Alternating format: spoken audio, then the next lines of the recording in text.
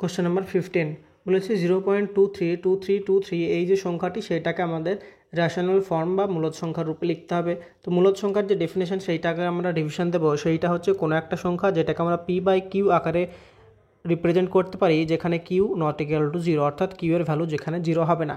তো এই যে সংখ্যাটা আমাদেরকে ডেসিমেলে দেওয়া আছে, সেই ডেসিমেল সংখ্যাটাকে আমাদেরকে রেশনাল ফর্ম বা মূলদ সংখ্যায় করতে হবে, অর্থাৎ এটাকে ভগ্নাংশ আকারে p/q আকারে পরিণত করতে হবে। তাহলে এই যে সংখ্যাটা সেটাকে আমরা দেখো লিখতে পারি 0.23, তার মাথায় যদি আমরা বার দিই তাহলে কোনো সমস্যা নেই।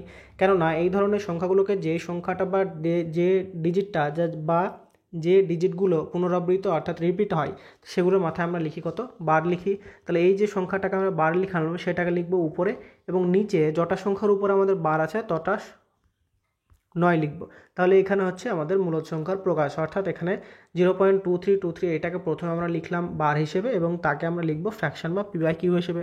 এবার এখানে যদি আমাদের কোনো সিম্পলিফিকেশন বা কাটাকাটি করা যেত তাহলে কাটাকাটি করতাম, এখানে যেহেতু কাটাকাটি করা যাবে না তার জন্য এখানে আমাদের 23/99 অর্থাৎ অপশন নাম্বার 2 হয়ে যাবে সঠিক উত্তর।